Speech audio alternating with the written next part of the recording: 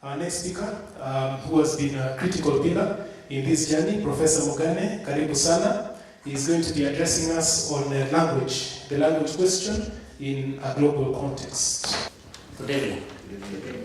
For me, this is the 9th meeting we're having to deal with language in the disciplines and professions.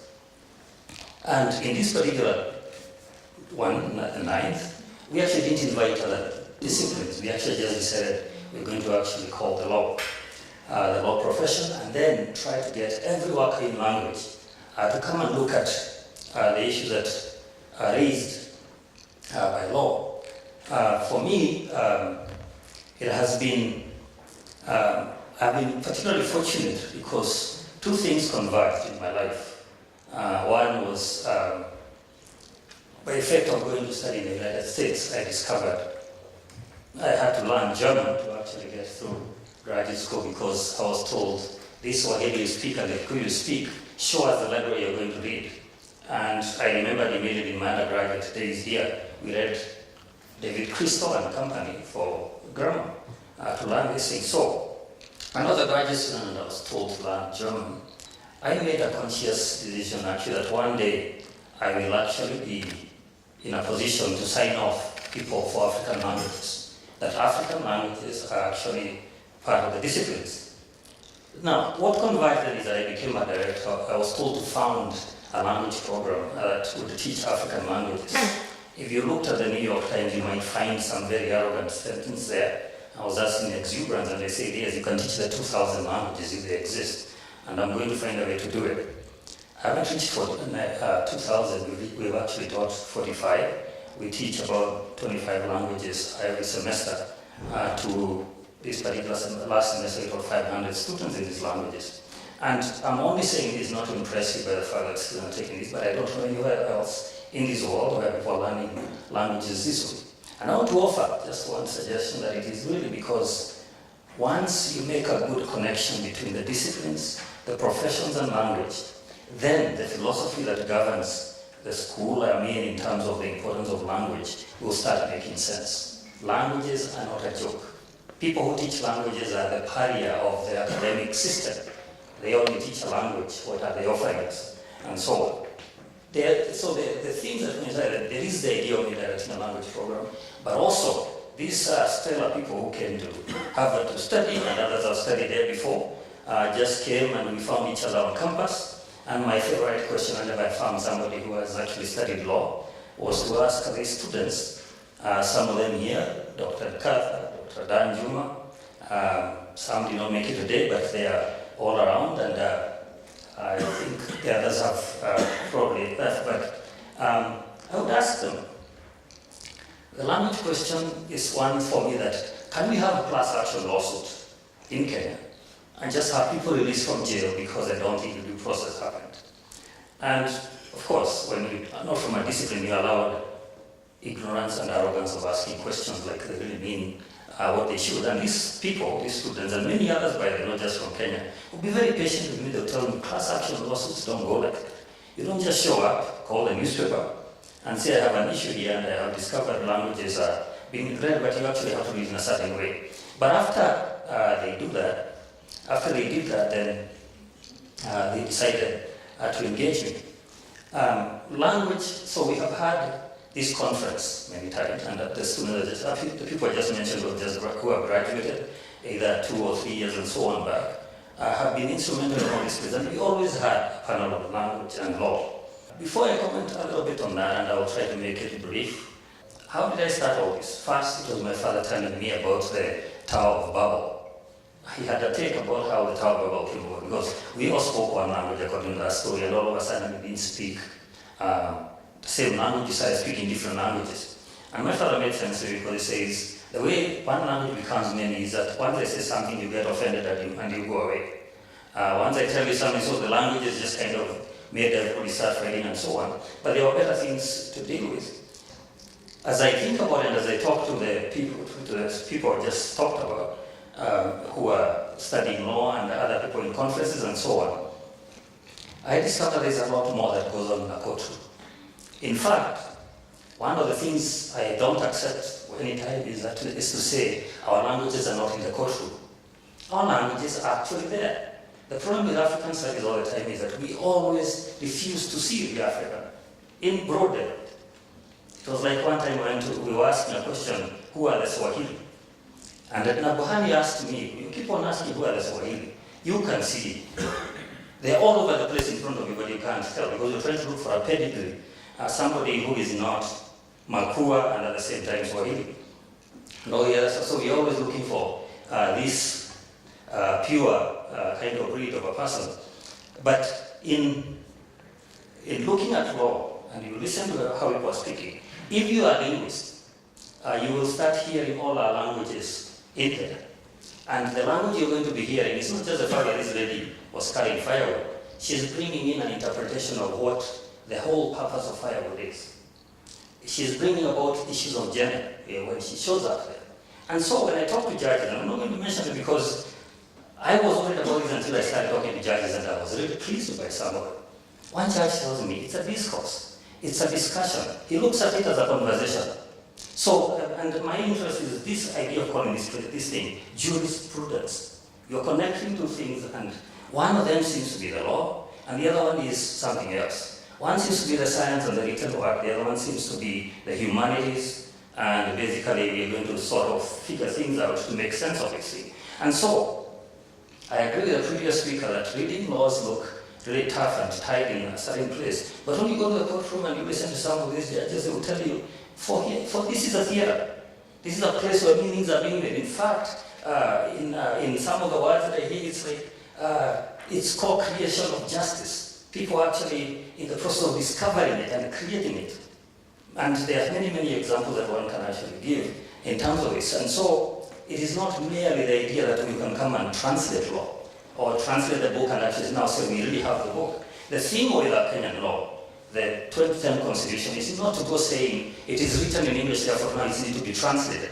You missed the entire transcript when it was actually being discussed. This law was not written in English. English is actually just the language of the press.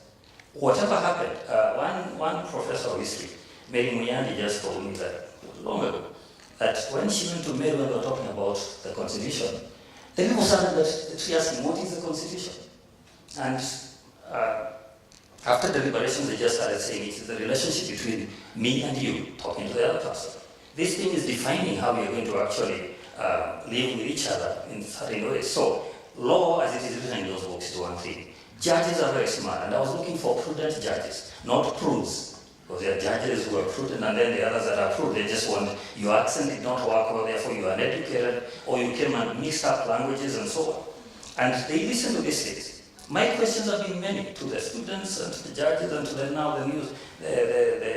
the people who are actually now teaching in the universities and so on that we met. And some of those questions that might be asked is when you demand a B in Swahili and English to actually go and do law, why then can't the judge countenance the idea of somebody showing up in court and saying, I got a C? You already said I can't understand law itself. And so, by virtue of that alone, you gave me a B, never bring it in front of me to judge it. And I say this because when you came from that school that Professor Hioko talked about, where you failed the general paper and you didn't continue with school, that was a case that should have gone to court. I remember somebody called in Jesh, because called in Jenga, got a B in physics, and some other thing in math, very good grades. All you needed was 2 principles, and whatever, but he didn't make the general paper. I don't know what happened to Jesh. The last time I heard of him, he was actually a clerk. This would have been a physicist. And so, what I like about the prudent aspect of law is that when these judges listen, they're not looking at the idea that there is no discussion here, there is law. And in fact, a distinction that has been very fascinating to me that law makes is one between technical justice and substantive justice. The idea that you don't just listen to what people are saying and decide that's the law. And in fact, there is legislation, I think it is Article 159 or something, saying you really must consider the substantive, meaning words and the things that are said, what people respond to is really not the meaning of something. Now, having said that, you can imagine then why we are calling people, workers in letters, workers in languages, workers in literary critics, who take something and actually tear it apart and actually tell us the insights and try to see what it is. A storyteller who can look at the courtroom and actually tell us the story, how they're seeing the world and so on. And linguists, of course, who can come and actually tell us what shall and will mean. And then when you move from the formal linguists who tell you the meanings of those things, you immediately go to the social linguists and they tell you these things have been redefined. We actually mean, by this time we mean shall also means the future, like somebody has argued in the courtrooms here that shall has a sense of future, and therefore there are other things that like that. So language is being made as we are living with each other. And I want to offer too that what we do, we don't learn, we don't speak. We don't speak languages, we do communication. That's why nobody's really, when you're not being ready for grammar, you're trying to make sense that people understand what you really are meaning. And so now these things need to be taken care of. So when Joshua Rapsan in that post-election violence was supposed to be speaking in either Kalenjin dialect or something, was talking in the radio, was taken to the ICC to actually get tried over that, and he demanded that language be brought into the courtroom. Raises the question, is the language actually that you're using needs to be subpoenaed and actually brought to court and as material witness. Now that case, you remember it, but what you're saying is that never make a mistake thinking that the fact that you're using English as the law of the court and Swahili as the law of the court, that these are actually the languages that are actually determining our jurisprudence. What I see is understandings that actually cut across disciplines. And many other things like that. So we have to then go looking at the things that we've actually been hearing people saying. This country is really surprising sometimes with what we say, because there comes a legislator from Maragua who says people should not speak their mother tongues in their offices. And of course the action in parliament was people started saying, why do you criminalize our languages? Now the same person who was saying that we shouldn't speak these languages came with a list of exceptions. If somebody comes from the rural area, if your mother shows up, if something else happened and ended up with a list of everybody that you have just said basically, it's not speaking mother tongues in the office that is actually a problem, unless there is, because if I speak my language to somebody else, and somebody else who is here feels the tension, does that speak of me or does it speak of this person? It is me who's a fool. If I'm actually people passing by who don't know my language and just going on like that. Now, I'm not saying they're not things that you should actually avoid it if you're in some public place that people need to hear what you're saying. But in the same vein, this vernacular that we're trying to live out brings about the idea of a lot of disciplines to us in different ways. My mother never taught us anything about growing up and telling us that now you hit puberty and all these other things. Never said anything, just came and awkwardly said, John, you've grown up, now stop playing the way you're playing out there with the other gender and so on, and she went away embarrassed.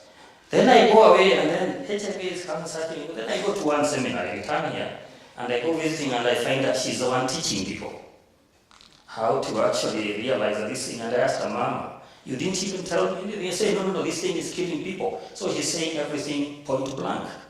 And the idea was that if you could do it in English, we had a conference that said you would be losing your mind to think there is anything that we combat and succeed without vernacular. So my point is that everything you're succeeding in, we end up publishing in English, and therefore we end up saying English is the language that is actually giving us a headache. I've written a paper called The Great English Heist. You should read it. Things are stolen from the idea that when we publish something, then we have discussions that are almost awkward when we ask things like, is English an African language? Is this an African? No, it's not asking what is African or what is not. It is how do we use our sources of knowledge. African languages are both sources and they are also terminals of knowledge.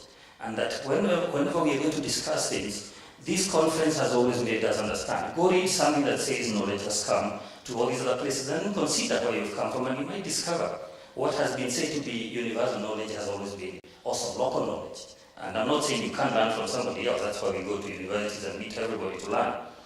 Now, I want to perhaps conclude and just, because we've said many things, and we are in unison here, nobody's screaming and saying you've lost your mind, language is not important. But it is to ask, why learn language? And things have been said here that actually work pretty well, and also that explain a lot of this. For me, language and law is really critical in the sense that there's nothing like the discipline of law and the profession of law that draws all disciplines to itself. Can you imagine a judge sitting on the judge's chair, always summons the discipline, the forensic scientist. We are doing criminal investigation, we are doing somebody is dead, bring the people who actually do postmortems. You have a problem with the conjunction and you bring in a linguist, and in fact you're sworn in court, the judge really wants to know whether you are a linguist and you can actually explicate the sentence here and all your stuff. If the police chase the man with a dog, we need a linguist to come and actually say that sentence does not necessarily tell us who has the dog, and so on, and then draws the sentence and so on, and the judge says, thank you for your expert witness. All disciplines show up here. Well, they don't always show up on the same day, but they keep going through these places. That's why a judge and a lawyer are actually finding a narrative in what is actually going on.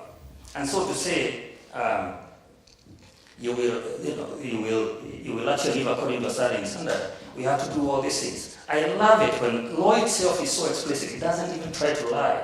When we talk about the courtroom, we call everything that goes on there a hearing. Now a hearing is, says you're there to actually use your ears. But when you go to our languages, hearing is really basically like, we don't say hearing with just of the ears, we say nasikia njaa, and ninaona kiu. That's a kind of thirst that you get, that you see it with your eyes. And of course, then there is also ninasikia maumivu and so on. So there's some things you hear and so on. Meaning hearing is feeling, is seeing, and doing all those things and so on. So when my language shows up and I tell you things in a certain kind of vocabulary and lexicon, I am drawing a story. It's not this thing that you've written over there that is okay, some way it looks like a classic thing where we have to actually go back and tell you the etymology of this Latin word and so on. And by the way, thank you, we actually are now even wearing the wig because of this whole tradition and so on. I'm not against it. It's just that when we're talking about hearing, it means you cannot show up. I told you, you can actually tell a judge, I got a C in English. So basically, no matter what you do here, unless you tell me in my language, your school system told me I couldn't actually pass this, then there is atrocity that actually there is a time you don't even have an A in the nation because of these other things. Now, of course, you can suspect if you just go to the street, all of us are speaking English everywhere, but you cannot find a single person to pass an English exam. We couldn't find somebody in the nation 50 years after independence that actually can get an A in English. It means whatever you're testing there is funny. I've been told tongue in cheek by some who actually look at the examination board and all the stuff.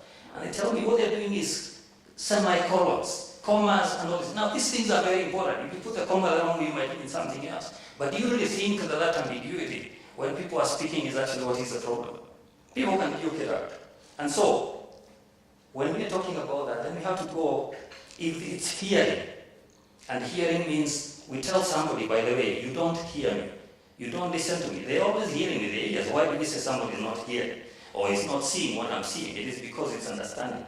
So when we talk about Africa's sources of knowledge, linguistic human rights and language and education, like we have done here tonight, and also talk about language learning and language and national integration and so on, the politics of language, we have to actually figure out what is really going on. And in fact, how do we keep on talking about, do we indulge languages or not?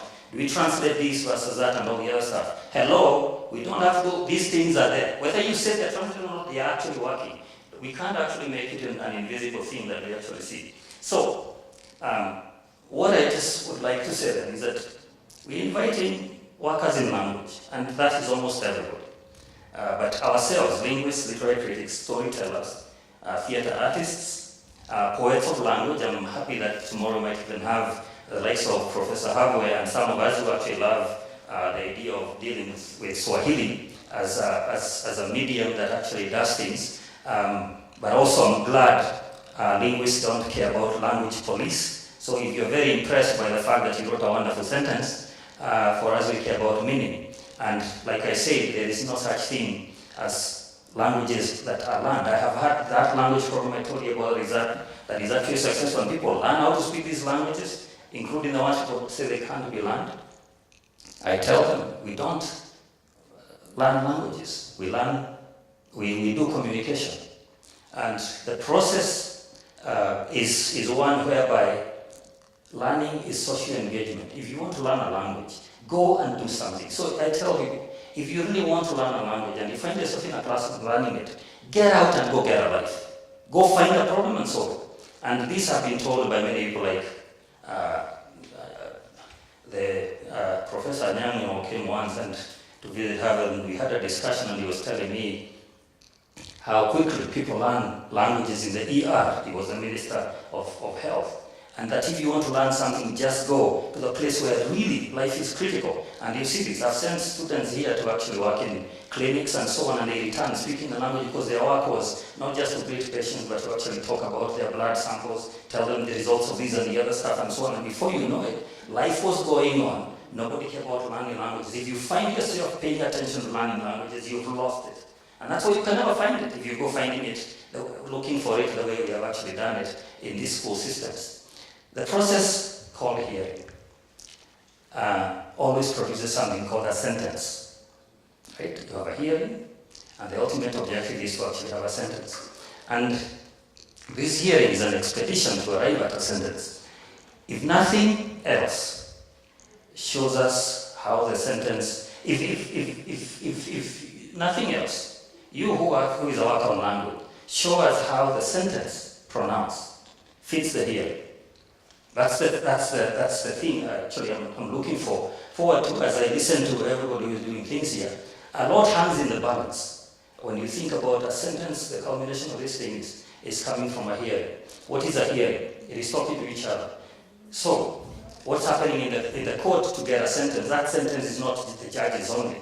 Because the judge, we are being told to make sure to understand that justice appears to have been done, is seen to be done, and all those things. We are saying basically then that it is a co-articulation of, it is not a call and response whereby we just call and do things and so on. It is that justice is something, or the workings of the court are things that we all have to co-articulate. In other words, to finish the sentence, we all have to have these expert witnesses, we have to have all these things in order to actually then end up with a sentence that makes sense. It's not just reading the book and throwing it at somebody's face with a sentence. I apologize if we sound redundant. But I can't really be telling you how happy I am that we have come to this. And in fact, yesterday, surprised when I came to the Nairobi University and found Professor Kerry Mora, who had passed by Harvard and MIT and talked to us about these issues, that I don't have a difficult discussion with people who are legal scholars, people who are judges. And these are where we have been cases where we talk off the record and I hear all these things. And therefore, if we feel like we are stammering, if you feel like our ideas are not very well explained and so on, bear with us, and that's why we call you here. I came here to have you help me to be articulate. And perhaps by you helping me to be articulate, you too will become articulate in knowing whether our freedoms and our rights are actually in the right place. Thank you very much.